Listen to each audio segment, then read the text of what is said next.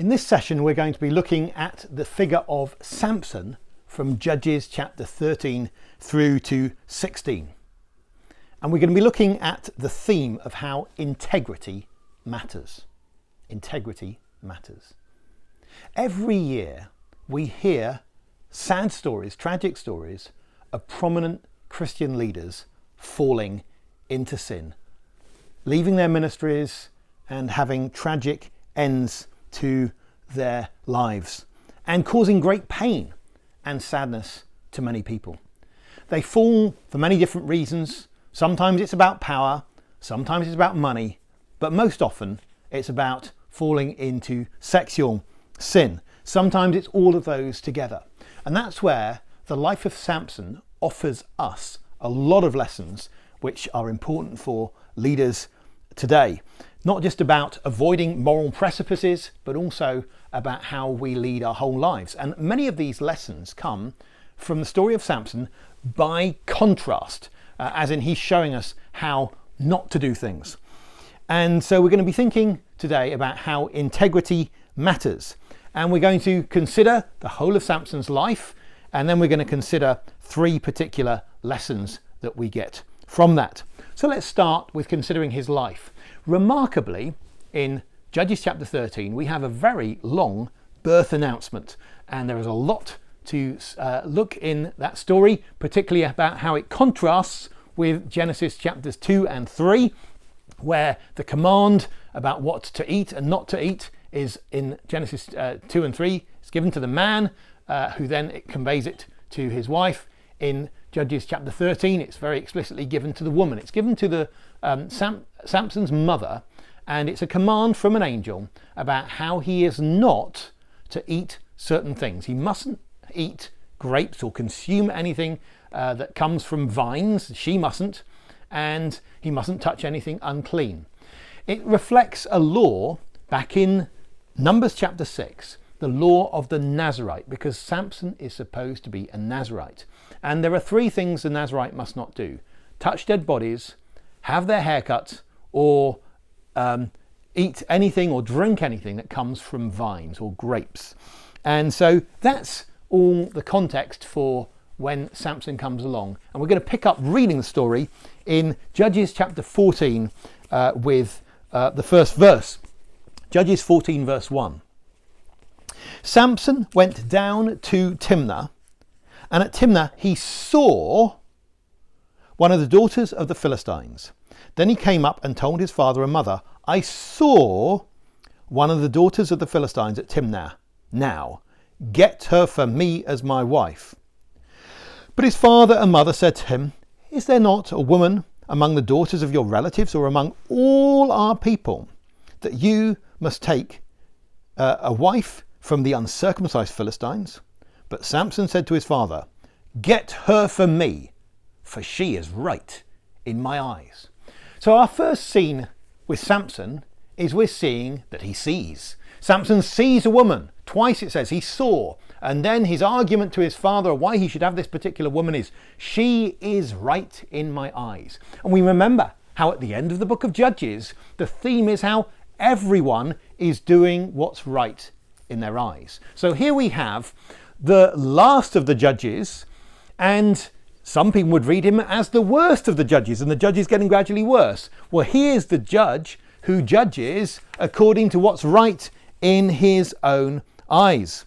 And what happens is he takes this woman to be his wife. And we read how he actually does that. And we'll pick up the reading again at verse 5.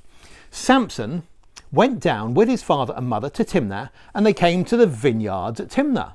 Now remember, Nazarites are not supposed to have anything to do with grapes, and here he is in a vineyard. And behold, a young lion came towards him roaring.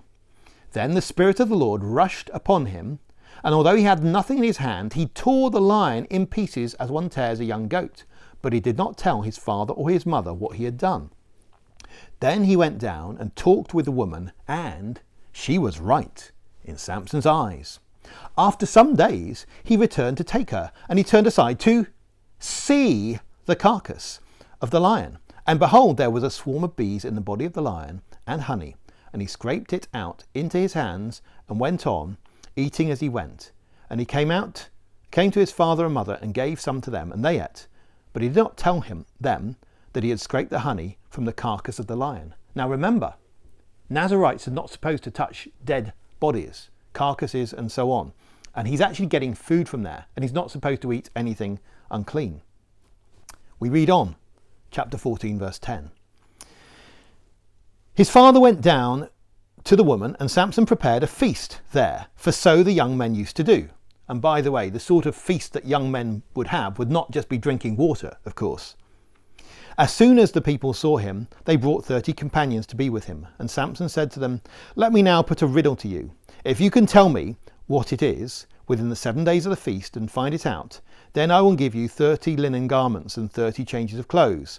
But if you cannot tell me what it is, then you will give me 30 linen garments and 30 changes of clothes." And they said to him, "Put your riddle that we may hear it." And he said to them, "Out of the eater came something to eat. Out of the strong came something sweet." And in 3 days they could not solve the riddle. And we read about how he isn't able to keep the secret of the riddle from this woman that he's marrying, and eventually he tells it to her and she tells it to the Philistines. They guess the riddle, and he is absolutely furious. And he then says to them, "If you had not ploughed with my heifer," that's the way he refers to this woman, "you would not have found out my riddle." And the Spirit of the Lord rushed upon him, and he went down to Ashkelon and struck down 30 men of the town and took their spoil and gave the garments to those who had told him the riddle. In hot anger, he went back to his father's house, and Samson's wife was given to his companion who had been his best man. So we see how he's in the party, he's enjoying telling a riddle, but when it gets found out, he's so angry, and in his anger he goes off and kills 30 people. Then from their dead bodies, and remember he's not supposed to touch dead bodies, he takes the clothes and gives the clothes in order to fulfill his side of the bet. He then is so angry he doesn't even finish off properly, or he doesn't stay with his wife, he just goes off in anger. Chapter 15. After some days, at the time of wheat harvest, Samson went to visit his wife with a young goat, and he said, "I will go in to my wife in the chamber." But her father would not allow him to go in. And her father said, "I really thought you had utterly hated her, so I gave her to your companion. Is not her younger sister more beautiful than she? Please take her instead." And Samson said to them, "This time I shall be innocent in regard to the Philistines when I do them harm." So Samson went and caught 300 foxes and took torches, and he turned them tail to tail and put a torch between each pair of tails. And when he had set fire to the torches, he let the foxes go into the standing grain of the Philistines and set fire to the stacked grain and the standing grain, as well as the olive orchards. Then the Philistines said, "Who's done this?" And they said, "Samson, the son-in-law of the Timnite, because he has taken his wife and given her to his companion." And the Philistines came up and burnt her and her father with fire. And Samson said to them, "If this is what you do, I swear I will be avenged on you. After that, I will quit." And he struck them hip and thigh with a great blow and went down and stayed in the cleft of the rock of Etam. So conflict gets greater and greater. Samson's gone off in anger. His father then gives the woman to the best man. Samson then comes back thinking he can get together with this woman. And he can't. And he's so angry that at the time of harvest, when the full food has been taken in, he decides to burn up the entire food supplies of the Philistines, which means they will starve. When they hear what's happened, they find out what's happened, they then kill the woman and her father. And Samson at each point is convinced that he's done nothing wrong. He says, "If this is what you do, then I will do that. I will be innocent. I will be avenged. Then I will stop." And conflict goes from one step to another. It gets greater and greater. Now, God had a plan in all of this, but Samson's aim in all of this is simply serving himself. He's not thinking about anyone else, the danger he's putting the woman in. He's not thinking about anyone other than himself. And so what we find is for a while, everything seems to work well. He isn't getting into trouble. And as we go through this chapter, we find that it begins, or chapter 14 ends with 30 men of the Philistines. Then we go to 300 foxes. Very soon there will be 3,000 men of Judah coming to see him and to ask him if they can bind him to hand him over to the Philistines. And then this episode of Samson's life ends at chapter 15 and verse 20, which is a very striking verse. Chapter 15 and verse 20 says this: "And he judged Israel in the days of the Philistines 20 years. Well, hang on. We have one more chapter of Samson's life after this. So why do you have this verse, which sounds like his life is ending, when we're not at the end of the story? There will be another verse telling you that he judged Israel 20 years at the end of chapter 16. So why do we have one here? Because this is the false happy ending. This is where you'd think it ought to end. He did these things and there were no bad consequences for him. There were for others. He broke many of the rules of being a Nazirite, touched unclean things, and he had many things to do with grapes and so on. But he didn't suffer any bad consequences himself. But that's not how the story ends. You see, after giving us this false ending that's got a perfect literary structure of going from 30 to 300 to 3,000, we then find the story picks up again in chapter 16. In chapter 16 we see how so many things that have come before in the story come back again. Chapter 16 and verse 1. Samson went to Gaza, and there he saw a prostitute, and he went into her, and the Gazites were told, "Samson has come here," and they surrounded the place and set an ambush for him all night at the gate of the city. They kept quiet all night, saying, "Let us wait till the light of the morning, and then we will kill him." But Samson lay till midnight, and at midnight he arose and took hold of the doors of the gate of the city and the two posts, and pulled them up, bar and all, and put them on his shoulders, and carried them to the top of the hill that's in front of Hebron, which is a very long way.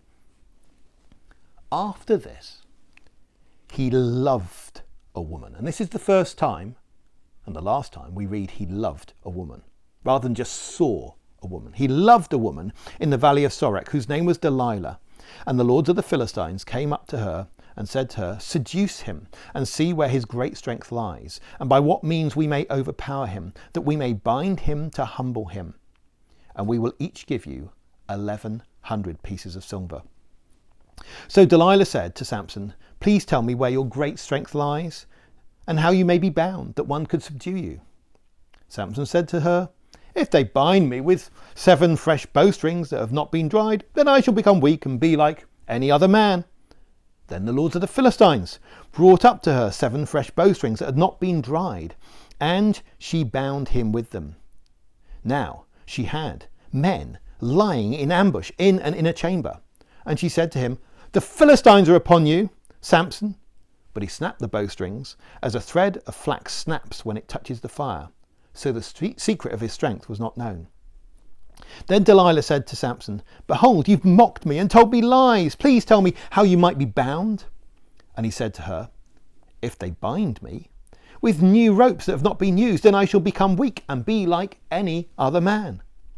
So Delilah took new ropes and bound him with them, and said to him, "The Philistines are upon you, Samson." And the men lying in ambush were in an inner chamber, but he snapped the ropes off his arms like a thread. Then Delilah said to Samson, "Until now you've mocked me and told me lies. Tell me how you might be bound." And he said to her, "If you weave the 7 locks of my head with a pin and fasten it tight with a pin, then I shall be weak and be like any other man."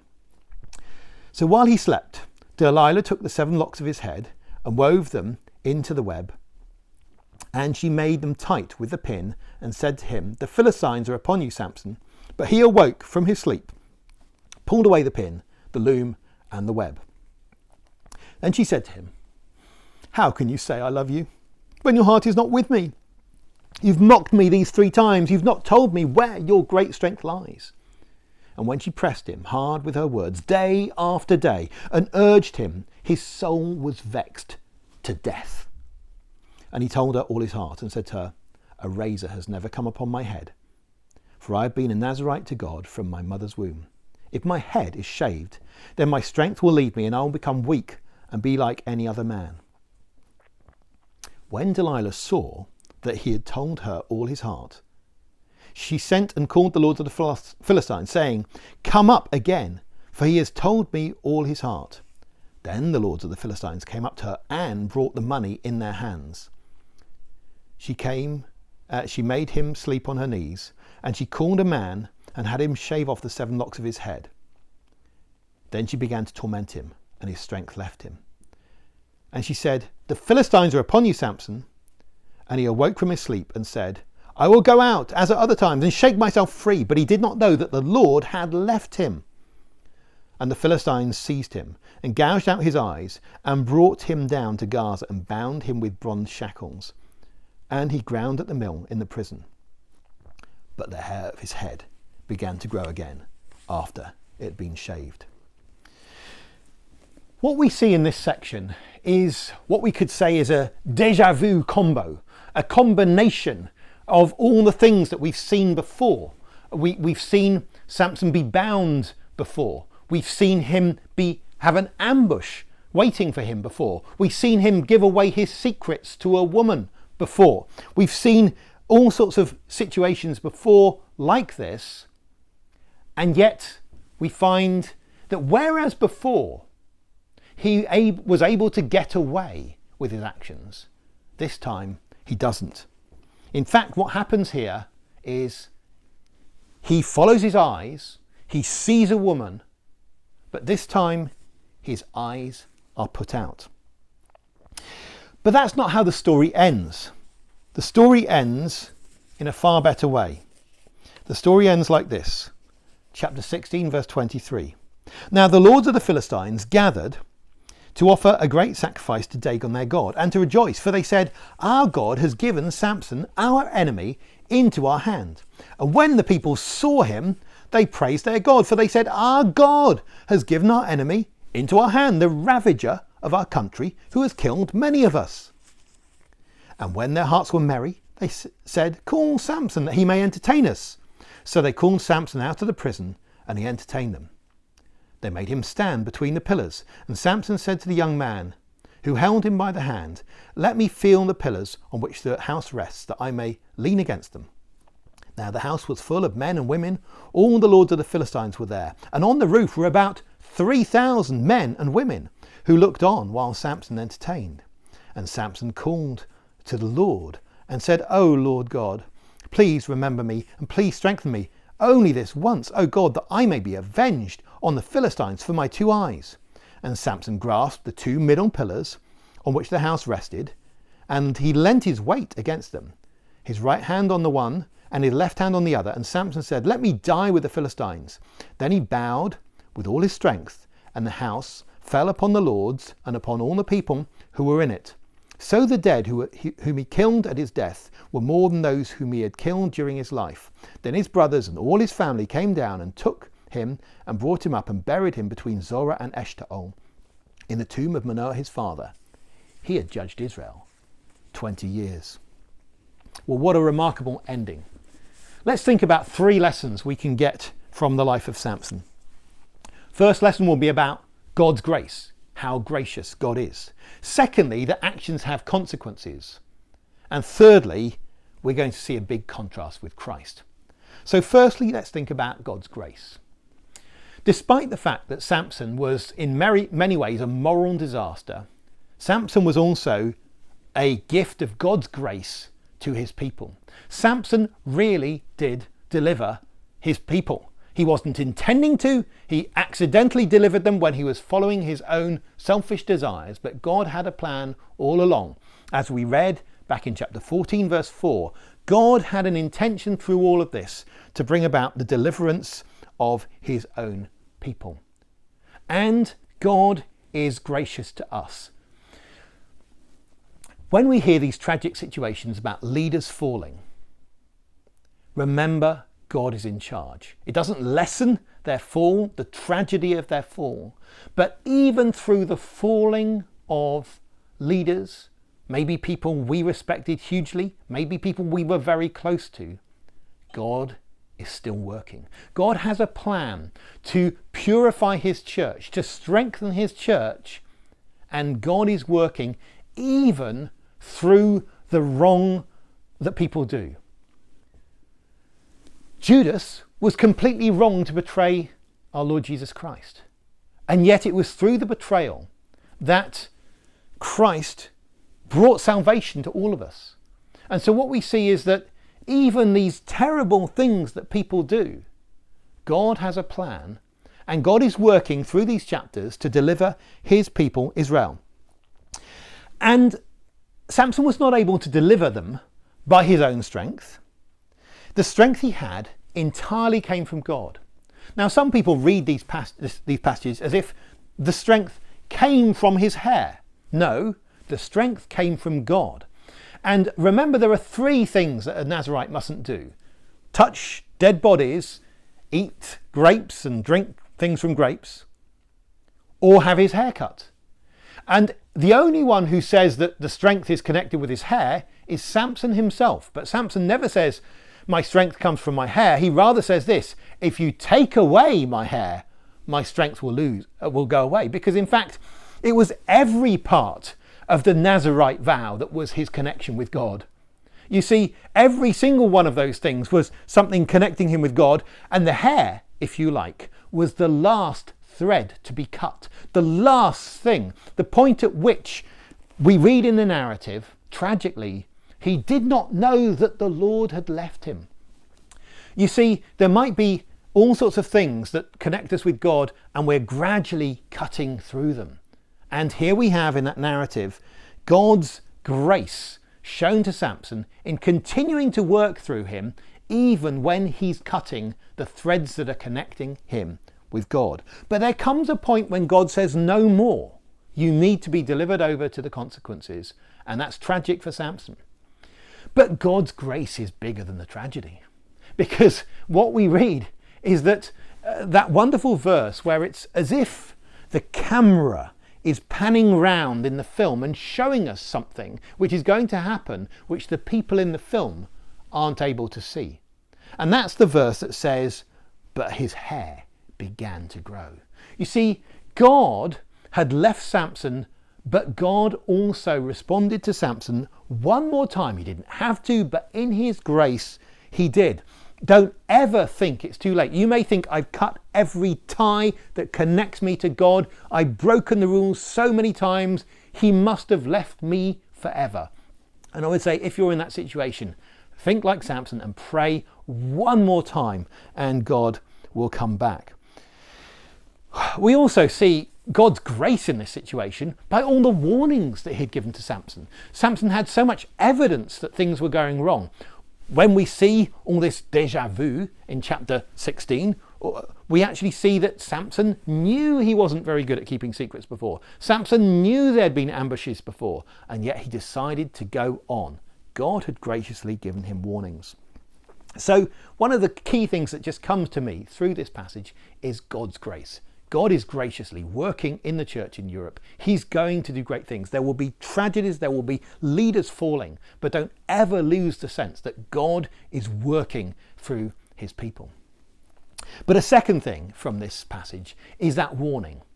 And that is the warning that actions have consequences. You reap what you sow. Samson's greatest weakness was his eyes. He followed his eyes. He did what was pleasing in his own eyes, what was right in his own eyes, and it's his eyes that get put out. For a while, he could cut away at the things that connected him with God. He could cut away at the Nazirite commitments. And it didn't seem to diminish his strength. His strength did not go down one little bit.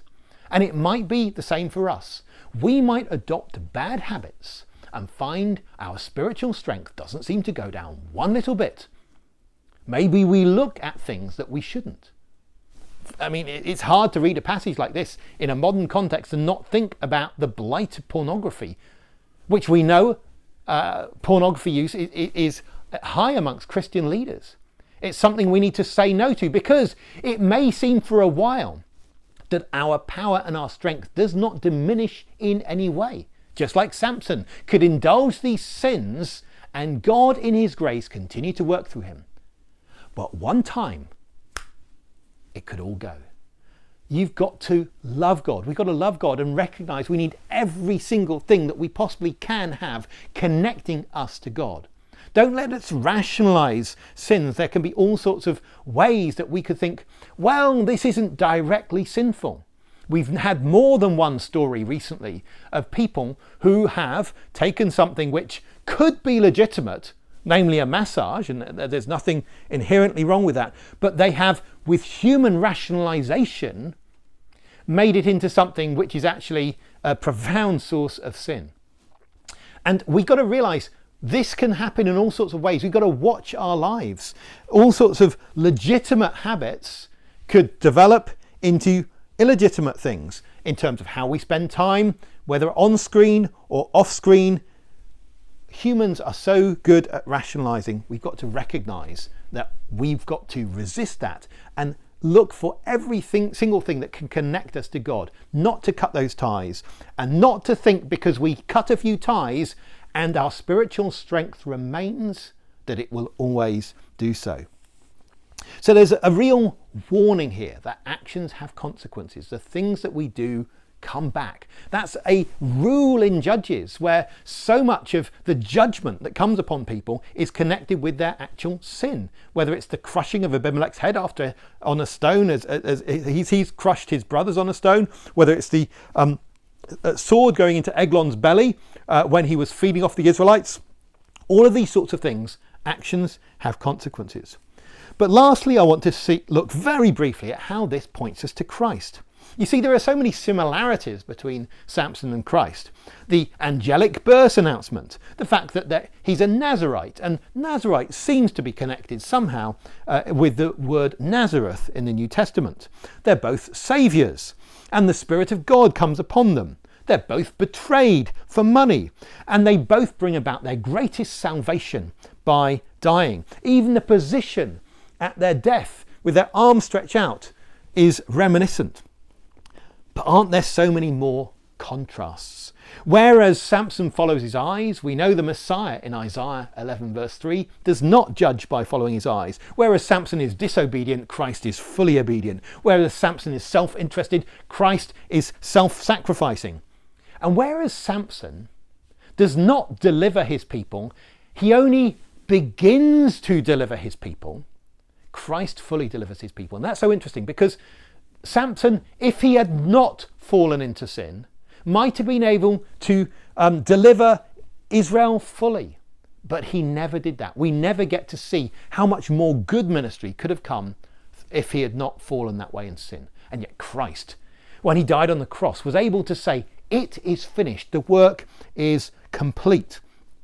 Whereas Samson accidentally saves the people, Christ deliberately saves. Whereas Samson saves through strength, Christ saves through weakness. And whereas Samson dies, calling for revenge on his two eyes, thinking that if all of those people in the entire temple of the Philistines die, that is the equivalent of his two eyes. He dies with his arms stretched out, calling for revenge. Christ dies with his arms stretched out, calling, Father, forgive them, for they know not what they're doing. What a contrast. And whereas Samson, when he died, was only thinking about himself, nothing else, Christ was thinking about all of us and how he was giving up his life in weakness for us. What a contrast. You see, the Old Testament is full of these pictures of Christ. No one picture can do full duty for everything. But we see that just as Samson was sinful in so many ways, Christ is the great leader to follow. Old Testament leaders we can learn from often by being the opposite of them. But Christ is someone we can follow fully. Let's try and connect our lives to him in every way.